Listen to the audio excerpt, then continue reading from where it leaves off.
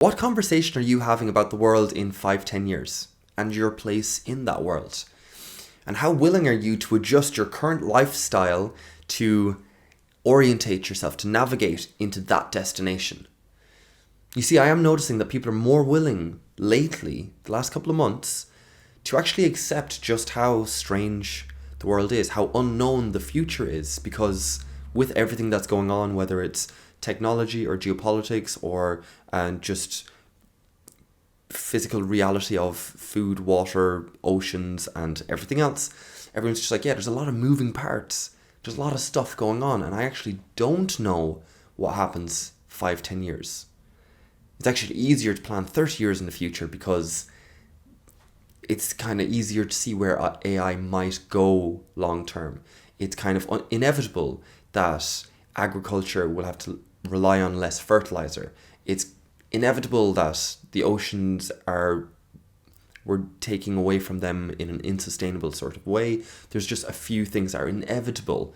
So getting to that destination, just how big of a jump is a big jump? That's the question. And exactly what is the pressure point? What's the point of leverage that I can use? Where can I apply pressure and get the most from my effort? That's really the question we all want to know. Because, inertia is kind of comfortable. I kind of like the house I'm in at the moment. I like my morning routines. I like, having this real, making sure I have everything going out the door, making sure I'm keeping up with people. There's just well-worn paths in my neurology. There's well-worn habits, patterns that I recognize, that I follow, that drag me, that bring me every time I don't know.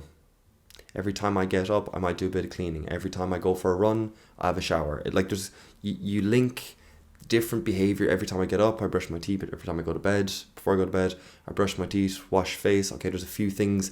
All these routines, we think of them as so simple, where we internalize them so well that we don't think that they're important, but they're actually super important, and not just for that kind of tangent I just went on there, not for just the fact that I love my little habits and everything moving as expected with a bit of fun along the way, but the way that we do move in the world all comes down to story.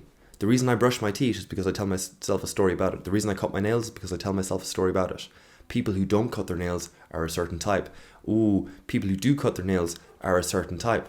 Okay, I want to be that. My mom always said that, clean fingernails or whatever it is.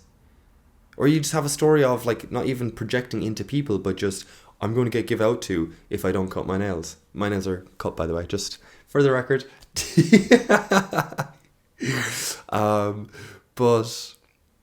But everything comes down to story.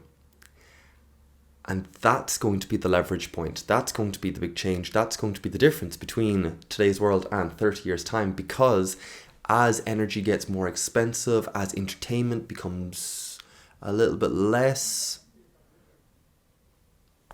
as connection becomes a little bit less, as community becomes a little bit less, as we try to rehabilitate those two things, as we try to resuscitate our social fabric in a world that's not asking us to, we're going to have to tell a really good story. We're going to have stories that help us navigate the world and help us navigate everyone else's story without anything getting too prickly or too spiky. That's going to be the mission. That's going to be really hard. But for absolute abundant reasons, that is the story. And it always kind of has been, but in a land of milk and honey and of plenty that we have had for the last 70 years, we haven't had to be too active on that. We've been able to just everyone's getting better. Okay, I don't need to worry about you guys, so we're all good. Aces. As opposed to life being a little bit harder, I actually needing to rely on you and us needing to share a story where can I have a cup of sugar, as your old stereotype is checking on your neighbor, asking for a cup of sugar, or checking on each other just for different things. We're going to need shared stories. Now, Moreover, because the reason I say we need shared stories is because we need a new language. We need a shared language. The change that's going to come is going to be like walking around France once you can speak French and being able to talk to all the people that you couldn't have talked to beforehand. It's just a new world opens up for you. Beautiful. So we need some sort of shared language. Now, Neoplatonism is where I like this because it allows for all the different symbols and you're forever and always looking through and beyond the symbol to the infinite it's pointing to rather than fixating on which symbol is better than which symbol.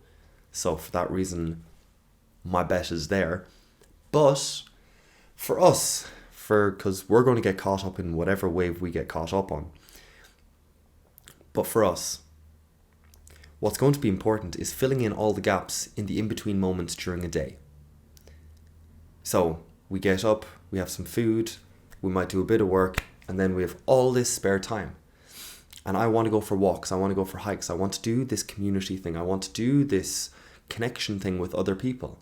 Okay, why? There's the question. And that's the one we need to be able to answer. This is where we get to storytelling. Because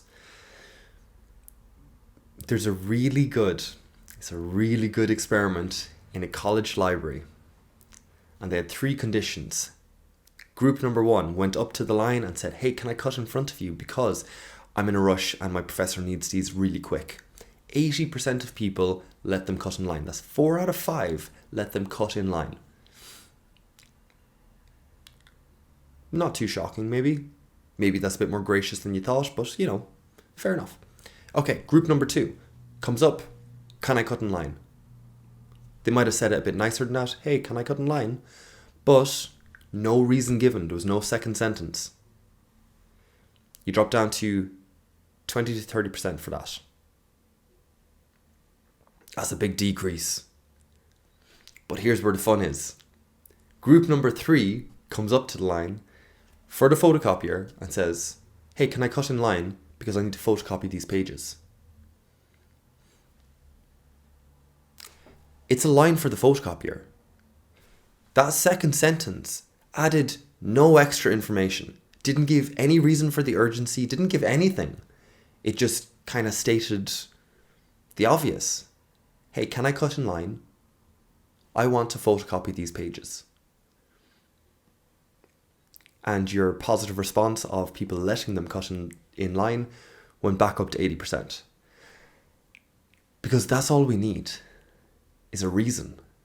It doesn't need to be a great reason, doesn't need to be a grand reason, doesn't need to be fantastic or fabulous or anything.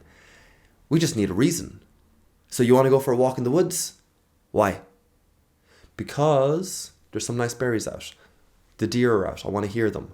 I saw a fox there a month ago, trying to check and see if he's still around. I just love the flowers that are there. They're really starting to bloom. The grass is starting to come up. I love the smell. All of these things. Whatever it is, you need a story. You need a reason. Even if it's just stating the obvious. I want to stretch my legs. I want to go for a walk because I want to stretch my legs and get out of the house. That will work. Then we get into the land of stories. Then we get into this new language of which stories beat out other stories. And then we will get to a point where it is going to be, I want to go into the forest to pay homage to the trees, to the oak tree for strength, because I want to try and metabolize. I want to try and digest a bit more strength into my life at the moment. I want to go there for a bit of healing. I want to go there for just to stretch my mind in that direction for a little while. That's when you get into ritual. That's when you get into ceremony. That's when you get into every part of human history except for the last 300 years. But every other part had ceremony and ritual where you all got together, you focused on a virtue or a spirit or a certain aspect of living communally together. You all shared in it and you said, yeah, this is something, A, that's part of life, B, that we might want more of or might want less of, and C, that we just humble ourselves in front of because we recognize we can't control everything because we are merely human. That's your pinch point. That's your leverage point. That's your pressure point. if you can find ways of navigating that landscape, of going for hikes and going for walks and just having some sort of team spirit, some sort of collective or communal activity together, led by a story that means something, and maybe means something to like an ideal. Like, you know, this is, we all want to be courageous, therefore we face ourselves every day and we go for a run. I'm just going to stick to the run because there's so many different reasons you can do this, but we're going to suffer a long run because that's what it means to be courageous, or that's what it means to be mindful. Don't try and escape your body, you're in your body, go for a run. Or going for longevity, you want a long life because you want to encourage health, and a healthy society makes a difference. And you're setting an example for future generations, whatever it is.